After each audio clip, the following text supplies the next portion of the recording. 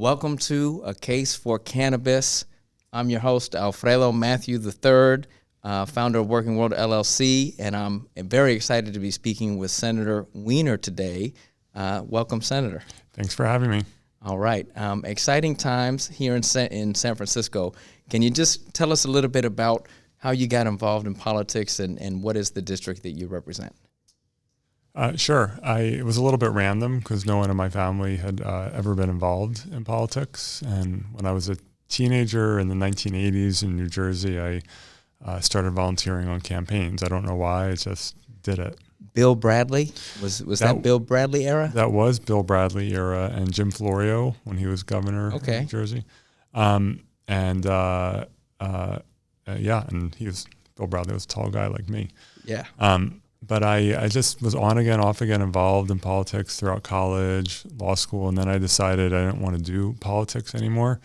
And when I came out to San Francisco, I got involved doing LGBT community work, and then I got sucked back into politics. And so it just sort of spiraled from there. It spiraled, and now you're a state senator, and you're representing San Francisco, and you're doing a lot of great work for the LGBT community, for obviously the city. Cannabis is also an issue that you've supported. Mm-hmm. Can you share a little bit about how you got involved in cannabis legislation? Yeah, I mean, in San Francisco, we even though my colleagues from the East Bay will argue the point with me, this was the birthplace of medical cannabis. Mm-hmm. This is where during the worst of the HIV/AIDS pandemic and the disaster that it brought on San Francisco, where we had heroes like Brownie Mary and Dennis Perone, who put their own liberty at risk to try to make sure that people had access to medicine when there was no legal medicine for AIDS. People could be comforted and be a little bit healthier with cannabis, and so it's always been at the heart of San Francisco, and particularly the LGBTQ community in San Francisco. And I'm of the view that the war on drugs has been a failure and a disaster, and we need to view drugs through a health lens, not a criminalization lens. And the medical cannabis movement was really the tip of the spear in starting to take those baby steps to end the war on drugs. So for me, it's a no-brainer. Yeah. That whole transition from medical cannabis, which did it first become legal in the late 1990s? Yeah, the mid-90s. The mid-90s. I mean, it took a long time until we got to where we are today, right? Yeah. In the last 5 years, tremendous change. You supported compassionate care legislation. Yeah. What was that legislation about?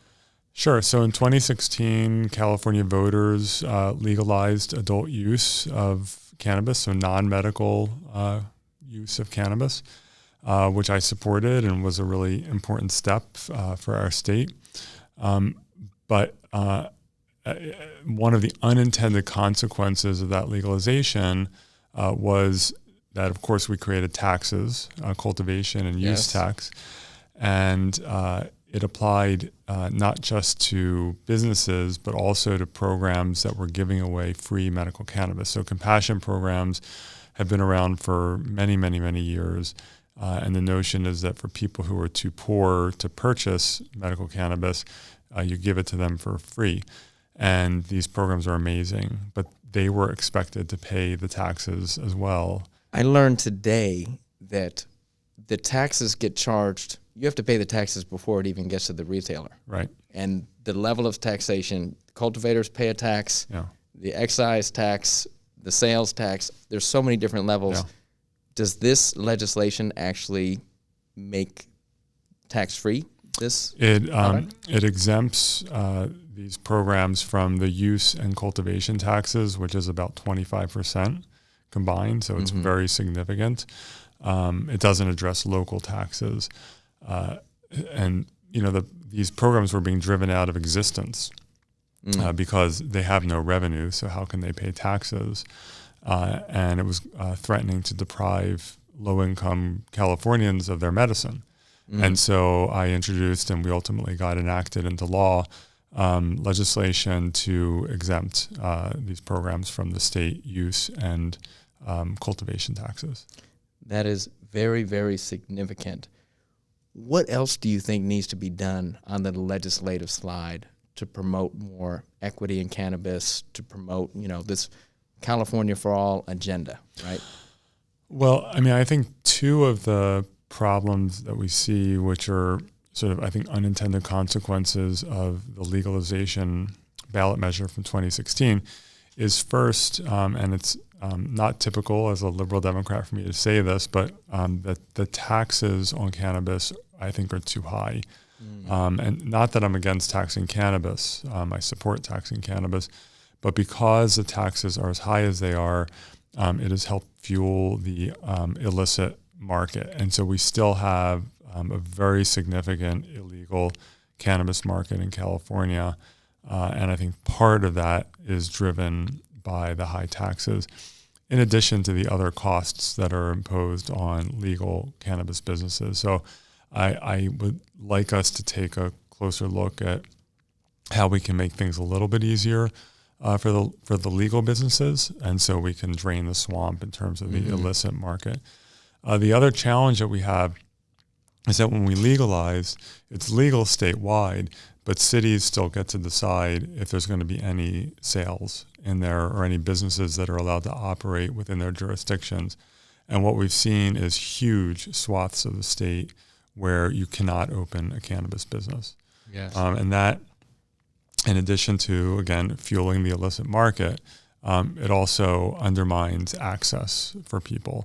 And so I think when that ballot measure was crafted, there was an assumption that, some cities would allow it, some cities would not, and there would be a mix. And if you couldn't get it in your town, you could go one or two towns over and get it. But I don't think... We learned 1/3 of California has access, 2/3 do not. Right. And so I think we need to take another look at that. And that's a hard one because, as I know from some of the housing battles we've fought, cities protect their local control very vigorously. But I think this is something we need to reexamine. Yeah. I mean, it's so fascinating because you have operating under federal statutes where it's illegal, right. state statutes where it's legal, local statutes where it might be illegal. Yeah, and even in some very progressive places, there's still a stereotype that cannabis businesses are shady or, bring trouble, cause crime. And it's not true. I mean, you can go to so many cannabis businesses, not just in San Francisco, but elsewhere. And these are like good, high quality stores. They're not causing any problems. A lot of times they are helping a neighborhood. They're bringing more foot traffic in terms of customers. They are adding to the neighborhood. Yeah. Cannabis is stigmatized. The war on drugs stigmatized the whole industry. And now we're at a place where we're moving into the formal economy. I learned this morning California did $4.1 billion in cannabis business, did $1.1 billion in taxation at the state level. Is cannabis very important to the state of California, and is it important to the future workforce of California? It is. It is important to our economy. I mean, it's not like a dominant industry in the economy, like say tech is, or some manufacturing, but it is. It's a growing part of our economy, and in some parts of the state, it is quite significant. It's creating a lot of jobs. Some of those are union jobs. UFCW has been organizing cannabis workers, and it allows for small businesses. Now we need to make sure that we continue to have small businesses and that we don't see massive corporate takeover of cultivation and sales. That's a challenge that we face, but it's a growing part of our economy. Yeah, it is, and it's exciting for the folks that really want to be in the industry, especially legacy cannabis cultivators that want to continue. What role can the community colleges play? The community colleges are supporting this podcast.